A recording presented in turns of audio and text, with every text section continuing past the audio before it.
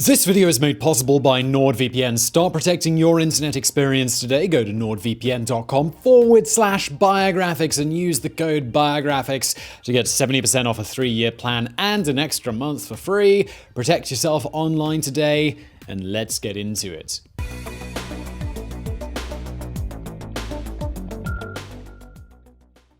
Venezuela. What do you think of when you hear that name? We're guessing it's something along the lines of crime, economic collapse, and more crime. A penniless petro-dictatorship long ruled by the United Socialist Party, Venezuela has become a byword for a failing state. Yet not so long ago, it was a rich, robust democracy that was the envy of Latin America. So how did we go from rich past to current crisis? What was the bridge connecting these diametrically opposed visions of Venezuela? The answer? The larger-than-life personality of a single man.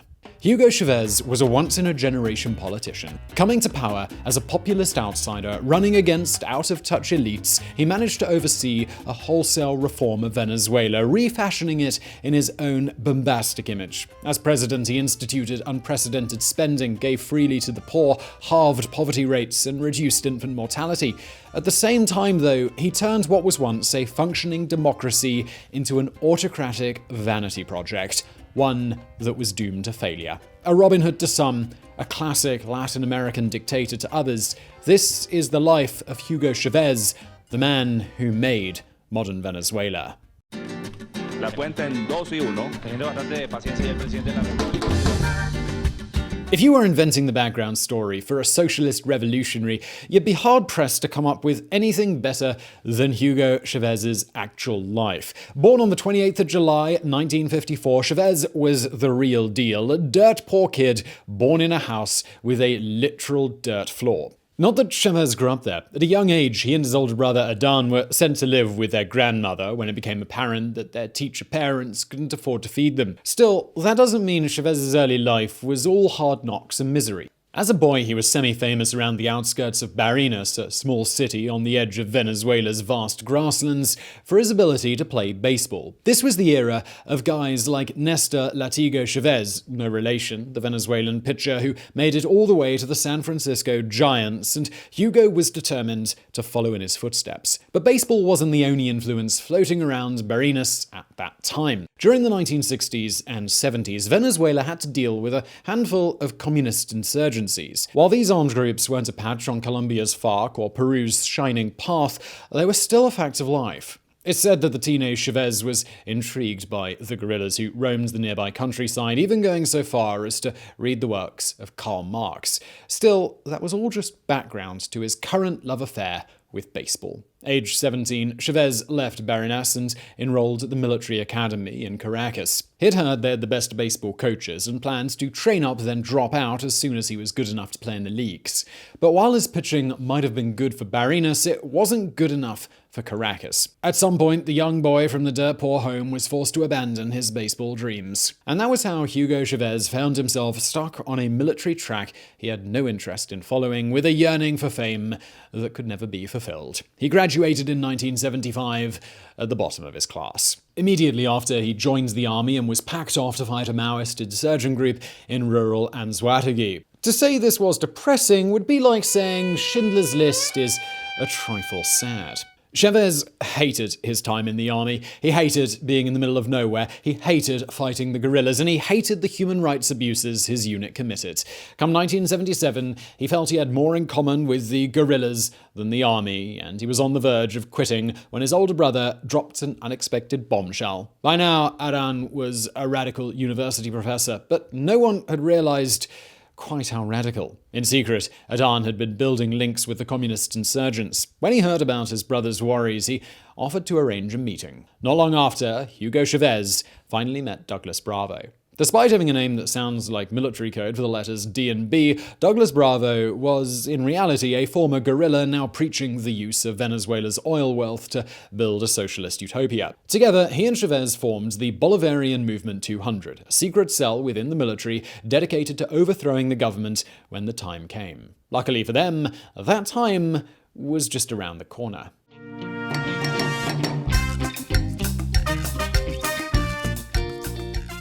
We're going to pause and take a quick history lesson now, one that will hopefully explain why a failed baseball player succeeded at taking over Venezuela. To do that, we need to focus on two vital things in the country: politics and oil. The discovery of black gold in Venezuela took place in 1922. That year, a well in the Maracaibo Basin suddenly began to gush 100,000 barrels a day.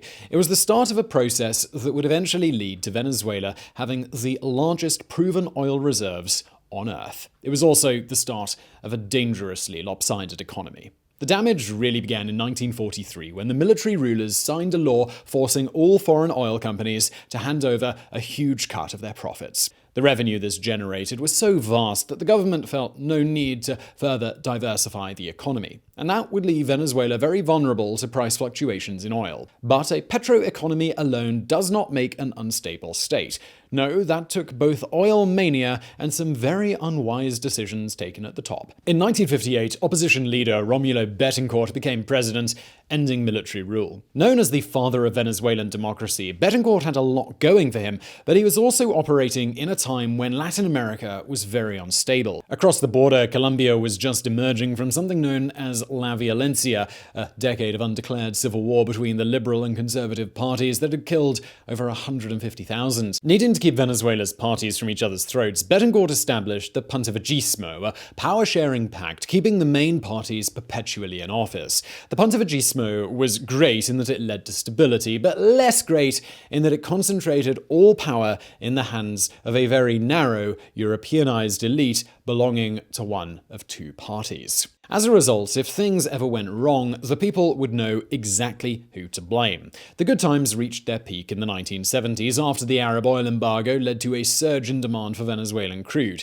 In 1975, then-President Carlos Andrés Pérez nationalized oil production, and it seems as if the money would never stop rolling in. But that's the trouble with a non-diversified economy. All it takes is a single black swan event, and everything can come crashing down. Fittingly, Venezuela's black swan took the form of oil prices. In 1981, a so-called oil glut caused a global price crash. This kneecapped the Venezuelan economy, but by 1989, the country was in crisis. President Pérez took a loan from the IMF, promising to end food and fuel subsidies as a precondition. It's at this point that the other bird came home to roost. Thanks to the Pontificismo, Venezuela's elites were now so totally removed from their struggling countrymen that they didn't realize they needed the food subsidies to survive. So when the government suddenly took those subsidies away, well, let's just say that the masses didn't take kindly to it. The Caracazo erupted on February the 27th, 1989.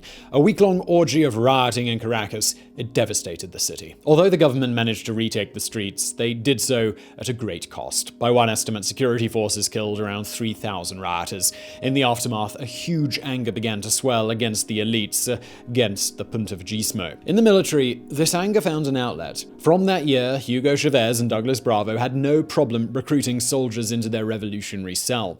By the time the 90s got underway, they had their own private army. Lamentablemente, por ahora, los objetivos que nos planteamos no fueron logrados en la ciudad. On February the 4th, 1992, regular broadcasts on Venezuelan TV were interrupted by a breaking news report. A military coup was underway. As tanks rolled up the streets of the presidential palace, stories poured in of armed units seizing the cities of Maracaibo and Violencia. For a moment, it really looked like the plotters would take power. But only for a moment. Somehow, President Pérez managed to escape capture. He went on TV and called for people to defy the plotters. Shortly after, the tanks stopped their assault. The leader of the coup cut a deal to stand down, provided he was allowed to go on live TV and ask his followers to lay down their arms. That very night, Venezuela got its first glimpse of Hugo Chavez. Despite having just led a failed coup, Chavez seemed calm before the cameras, even amused. In a short speech, he declared, Compañeros, lamentablemente, por ahora, los objetivos que nos planteamos no fueron logrados y vendrán nuevas situaciones. The key words there were for now, or por ahora in Spanish. Coming from this confident officer, the soldier who looked not like the Europeanized elites, but like the mixed heritage mass of Venezuelans, those two words did not sound empty. They actually sounded like a promise. In the aftermath of the coup, Chavez was thrown in prison. But he wouldn't be there long. The coup attempt had come at a time when memories of the Caracazo were still fresh, when the ruling classes were trusted about as much as you'd trust a babysitting service run by Jared Fogle. In Chavez, Venezuelans didn't see a renegade army officer. They saw a hope for their future. Next year, 1993, President Pérez was impeached for embezzlement and removed from office. When Rafael Caldera took office in 1994, he issued a blanket pardon to the coup plotters. On his release, Chavez became a celebrity, the soldier who'd taken a stand against corrupt Pérez. During a 100-day tour of Venezuela, the former plotter met thousands of ordinary people, and everywhere he went, he took his promise. Por ahora. Things were bad, but only for now, he seemed to be saying. Trust me, new possibilities will arise again. By the time the 1998 elections rolled around, Chavez was the most popular man in the country. Founding a party known as the Movement of the Fifth Republic, he ran for president. And it was perfect timing. Chavez painted himself as someone neither left nor right, simply an outsider who would drain the swamp in Caracas and shake up the moneyed two-party system that ignored ordinary voters. The establishment played right into his hands, putting up a foreign-educated candidate who might as well have campaigned from a literal ivory tower. The results were unambiguous. On December 6, 1998, Chavez won the presidency, carrying 56% of the vote. On February 2, 1999, he was inaugurated on a platform of sweeping change. The triumph the failed baseball star had dreamed of when he launched his coup just 7 years earlier was finally here. Por ahora was gone. It was merely a horror.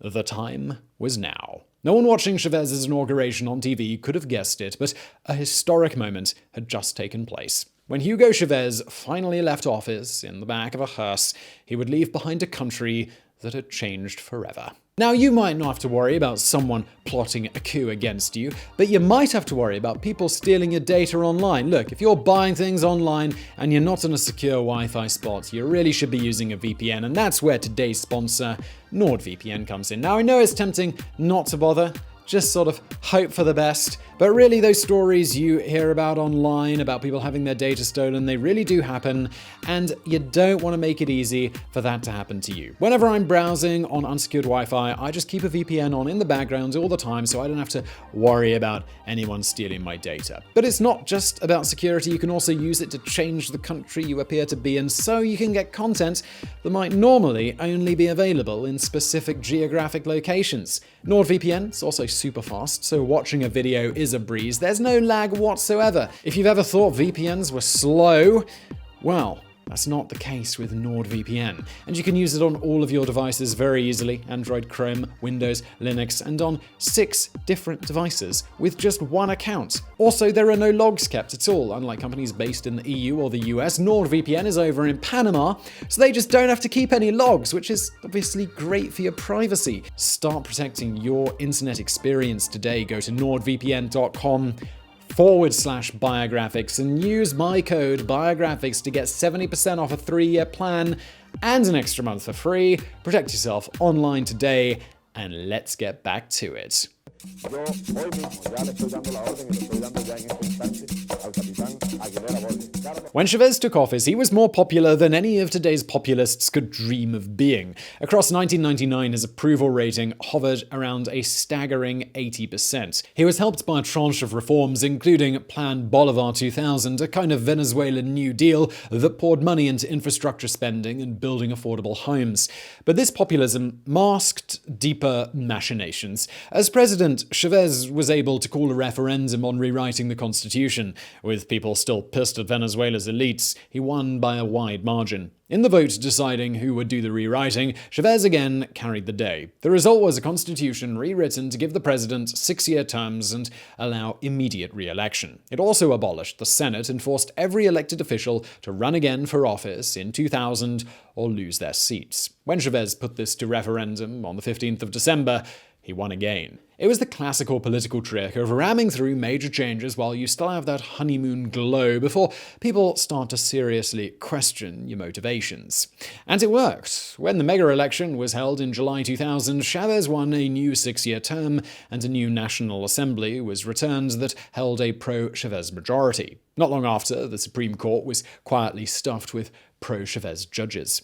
But while Chavez was consolidating his power, life in Venezuela was stubbornly refusing to improve. In 1999, the economy had shrunk by 7%. The problems that had led to Chavez's own 1992 coup still hadn't gone away. And Chavez wasn't the only former officer willing to change the leadership through force. Early warning signs came in 2001 when Chavez unveiled a package of executive decrees designed to wildly redistribute land and wealth in Venezuela. That turned the business community and the upper classes against him. Then he started cozying up to Fidel Castro's Cuba, alienating the middle class. Come 2002, Chavez's support was tanking. No one even seemed to be sure who was ruling for, apart from himself. It was at this point that El Presidente did something very stupid. That year, Chavez announced moves that would effectively place the state oil company under the control of his own party. The reaction was swift, and it was violent. On April the 11th, nearly 1 million people marched on the president's palace in Caracas to protest. Instead, they were met by Chavez-loyal gunmen who opened fire. It was the Caracazo all over again, and an unknown number of people died. That same day, the military removed Hugo Chavez from power. So, you're not an idiot. You can see that this video still has about half of its runtime left. So the question, therefore, is, well, how did Hugo Chavez survive the coup? The answer? Sheer luck. The same day Chavez was arrested, the military installed businessman Pedro Carmona as head of an interim government. But Carmona seems to have mistaken this for a blank check and immediately suspended the constitution and dissolved the government. In response, the military appears to have been like, oh no, this guy's even crazier than the last guy. Therefore, they just hit the undo button. Carmona was himself deposed, and Chavez returned to the president's palace by the very army that had arrested him. After a mere 47 hours, Hugo Chavez was back in control. At first, he was contrite, promising more compromise in the future, accepting that it had gone too far. But this is Chavez, remember? The guy of pura hora. All it learns from the 2002 coup was that the time wasn't ripe to launch his complete takeover of the government. But when the time came, he would be more than ready.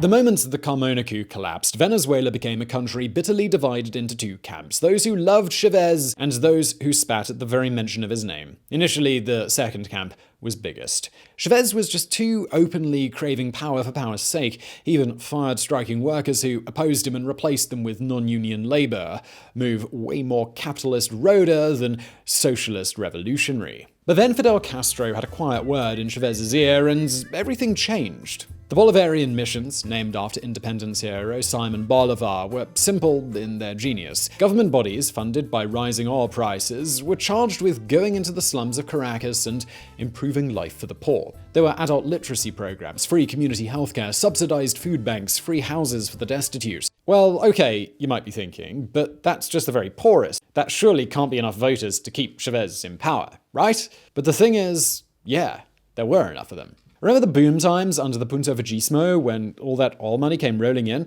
Well, it had only come rolling in for those at the very top. By the time Chavez took power, a full 50% of Venezuelans were living in poverty, ignored and forgotten by the elites. With the Bolivarian missions, someone was finally paying attention to them. And it's here that we can see one of the fascinating contradictions of Hugo Chavez. On the one hand, the missions, they were clearly cynical, organized to get masses of voters on his side. But on the other hand, the missions did really work. Millions were lifted out of poverty. Millions were given opportunities that had long been denied to them. Imagine for a moment that you were a Caracas slum dweller who'd seen her lifestyle remain resolutely third world, even as the elites enjoyed unparalleled luxury. Now imagine a government suddenly coming along that gets rid of your dirt floor, that can give you drinking water, that can give your son an education. Would you really refuse to vote for the man who gave you all of this? The popularity boost from the missions allowed Chavez to survive a 2004 recall referendum. By 2005, he was popular enough that he launched a program of land expropriations aimed at large estates. That same year, laws were passed effectively ending media freedom. Come 2006, the opposition was boycotting elections, so pro-Chavez politicians effectively won every seat going, and Chavez himself won re-election as president. Chávez's last great move that year was to found the United Socialist Party of Venezuela, effectively merging nearly all the country's left-wing parties with his own. The president now had a stranglehold on power in Caracas. His opponents were down, the masses in love with him, and all voices of moderation were silenced. He was effectively a god, a man upon whose shoulders all power in his nation rested. And it's at this point that things begin to get a little weird.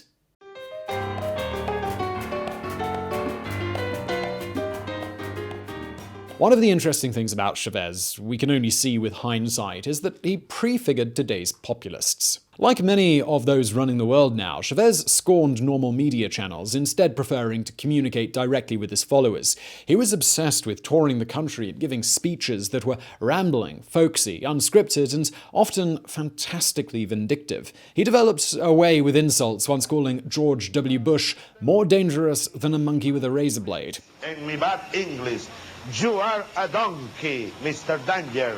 He dabbled in conspiracy theories, speculating to enraptured audiences that the moon landings were faked, that secret US superweapons caused earthquakes. It was a technique we're all too familiar with in the present, the use of bombast and taboo breaking to distract attention from the seriously evil crap that you're actually up to. But while today's populists have echoes of Hugo Chavez, the original was just light years beyond anything Donald Trump, Boris Johnson, or even Rodrigo Duterte could dream of. By the late 2000s, Chavez had so effectively become the focal point of Venezuelan governance that he was followed everywhere by cameras, his loosest off-the-cuff remarks translated into instant policy, as if he were some sort of medieval European king. Expropiese, señor alcalde. Expropiese. There was the time he set the nation's clocks back half an hour on a whim, or the time he nearly declared war on Colombia live on air. When not making laws up on the fly, he was launching into 7-hour rants on his weekly show, Allo Presidente, covering everything from whiskey to cosmetic surgery. It's tempting to think that post-2006, Chavez simply lost it, or that he was merely another Gaddafi, a weirdo at heart who finally let his weirdness come out. But there is another view, one summed up by the former editor of the news site Caracas Chronicles. In Venezuela, these outbreaks of weird had a different meaning, as visible displays of Chávez's untouchability. There's an ineffable creepiness to a society where the leader never pays a political price for what he says, no matter how plainly crazy or illegal it may be. In other words, Chavez only acted so crazy because he knew he could get away with it, and he wanted you to know that he could get away with it.